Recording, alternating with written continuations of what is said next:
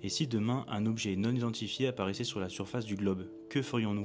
Bon alors je vous avoue que ça fait un petit moment déjà que je veux mettre un pied dans l'univers de l'auteur. Je suis tombé un jour à la fenêtre sur ce livre, j'ai lu derrière roman d'anticipation, il m'en fallait pas plus pour l'acheter. Je vais donc vous faire aujourd'hui un avis lecture de luxe, roman de Maxime Chatham aux éditions Pocket. Alors le récit prend place dans un futur qui est pas si lointain, la planète est au bord du gouffre, elle est ravagée par de nouvelles tempêtes, des tempêtes d'un nouveau genre qui sont tellement puissantes qu'on a dû inventer une nouvelle échelle pour les mesurer, l'écograde allant jusqu'au stade 4. Ces tempêtes ne connaissent pas de frontières et peuvent frapper partout sur le globe, l'humanité est sous tension et c'est dans ce contexte-là qu'un ovni apparaît en plein ciel dans le Pacifique, apparemment sans logique, sans message, sans origine. Les gouvernements mondiaux qui sont sous pression décident de regrouper des experts de tout horizon, de tout domaine, de toute origine sur une plateforme scientifique dans l'océan Pacifique situé juste sous l'OVNI afin de trouver des solutions et des réponses à cette apparition inexpliquée. Et dans ce récit, en fait, on va suivre Zoé, une autrice, et sa fille Romy, qui, par un concours de circonstances, vont se retrouver sur la plateforme Lux. Donc voilà pour le speech de base. Alors on a l'impression que c'est très tourné science et politique, mais il y a aussi des thèmes qui sont très humains, qui sont amenés dans le livre et qui sont vraiment bien détaillés.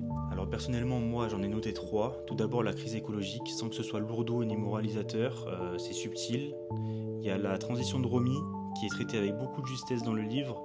Et ensuite, il y a le deuil qui est omniprésent dans l'histoire, mais qui reste très discret, qui se montre à travers plein de personnages différents. Alors pour le coup, moi qui connais pas Maxime Chatham, j'ai trouvé la narration très bonne, ça reste très discret, sobre, il n'y a pas de fioriture, mais c'est efficace. Le roman se lit très vite et très facilement, et il fait réfléchir sur vraiment le rapport à l'inconnu, ce besoin qu'on a toujours de tout comprendre, tout rationaliser. Bon, je vous avoue que je m'attendais quand même à mieux, je suis peut-être pas tombé sur le bon livre avec cet auteur. Je mettrai quand même une note de 3 sur 5 parce que les thèmes abordés, je les trouve vachement cool, mais j'ai l'impression quand même que le récit il est pas abouti.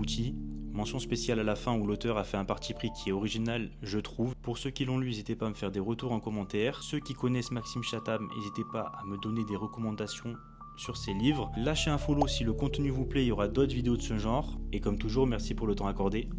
A plus.